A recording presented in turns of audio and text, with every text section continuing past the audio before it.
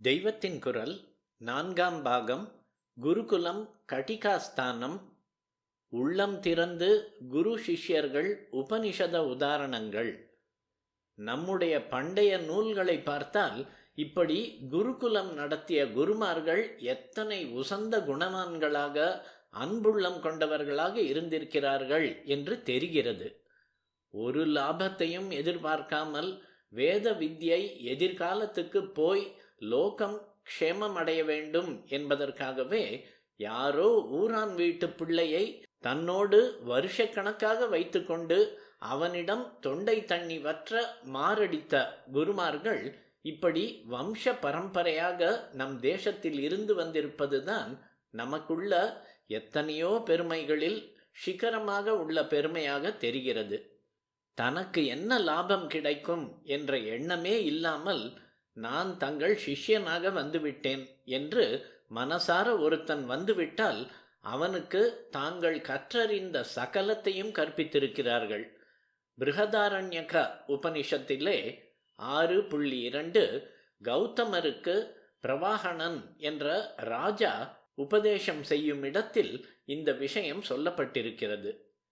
இதே மாதிரி சிஷ்யனும் வித்யைதான் வேண்டும், அதற்கு பதில் எத்தனை பொருள் கொடுத்தாலும் வேண்டாம் என்று உதறி தள்ளியதையும் இதே கதையின் இன்னொரு வருஷம் வரும் சாந்தோக்கிய உபனிஷத்தில் 5.3 பார்க்கிறோம்.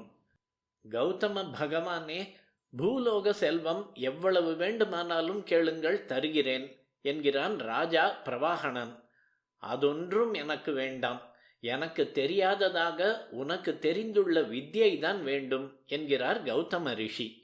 பகவான் என்றே அழைக்கப்பட்ட ஒரு ரிஷி வர்ணத்தில் தனக்கு பின்னே வருகிற ஒரு க்ஷத்ரியனிடம் வித்யை வேண்டுகிறார் என்பதிலிருந்து உண்மையை அறிவதில் அக்கால பிராமணர்கள் எப்படி அகங்காரம் இல்லாமல் அடக்கத்தோடு ஆர்வமாய் இருந்தார்கள் என்பதும் தெரிகிறது.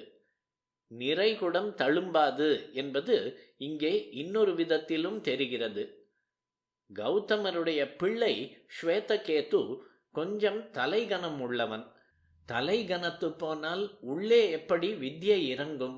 இவனுடைய அறியாமையை இவனே உணர்கிற மாதிரி தகப்பனாராகப்பட்டவர் இவனை கேள்வி கேட்டு பரீட்சித்து இவனுடைய அகங்காரம் அடிபட்டு போன பின் இன்றைக்கும் லோகம் பூரா கொண்டாடும் ஜீவ பிரம்ம அபேதத்தை சொல்வதான மகா வாக்கியத்தை இவனுக்கு உபதேசிக்கிறார். இது பின்னாடி வரும் கதை. இதற்கு முன்னாடி இவன்தான் முதலில் பிரவாகணனிடம் போகிறான். அந்த ராஜா கேட்ட கேள்விகளுக்கு பதில் தெரியாமல் போனவுடன் இவனுக்கு ரோஷம் பொத்துக்கொண்டு வருகிறது.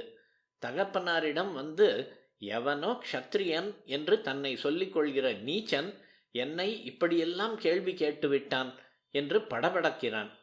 இதுதான் குறை குடத்தின் லட்சணம். ரொம்ப லட்சணம் என்கிறோமே, அப்படிப்பட்ட லட்சணம்.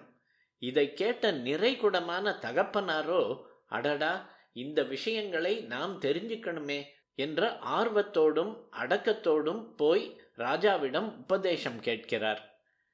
இதே கௌதமரிடம் இன்னொரு சந்தர்ப்பத்தில் 5 பெரிய வைதிக அனுஷ்டான ஷீலர்கள் வைஸ்வானர ஆத்மா என்பது பற்றி கேட்டுக்கொள்வதற்காக வருகிறார்கள். இதிலிருந்து பெரிய பெரிய ஸ்ரௌத்திகளும் எப்படி வித்யைக்காக தேடி தேடி போனார்கள் என்பது தெரிகிறது. அப்போது அவர், இவர்கள் கேட்பது நமக்கு தெரிந்த மாதிரி எதையாவது கதைக்கப்படாது என்று தீர்மானம் பண்ணிக்கொண்டு திறந்த வெள்ளை மனசோடு தமக்கு தெரியாது என்று சொல்லிவிட்டு கேகய ராஜாவான அஸ்வபதியிடம் அவர்களை அனுப்பி வைக்கிறார். இப்போது நம் நாளிலோ வேடிக்கையாக சொல்கிறார்கள், ப்ரொஃபஸர் என்றாலே வாஸ்தவத்தில் சப்ஜெக்ட் தெரிந்தவர் அல்ல, அப்படி ப்ரொஃபஸ் பண்ணிக்கொள்பவர், அதாவது தெரிந்ததாக சொல்லிக் கொள்கிறவர்தான் என்று. இன்னொரு உபனிஷத்திலும் இப்படியே வருகிறது. குறிப்பு: பிரஷ்னோபனிஷத். அதோடு வேறு பல உசந்த உண்மைகளும் தெரிய வருகிறது. சுகேஷர், சத்யகாமர் முதலான 5 பெரியவர்கள் இருக்கிறார்கள். இவர்கள் பிரம்மத்தையே தேடி தேடி அதிலேயே ஊறி விடுகிற பிரம்ம பரர்கள், பிரம்ம நிஷ்டர்கள் என்று சொல்லியிருக்கிறது.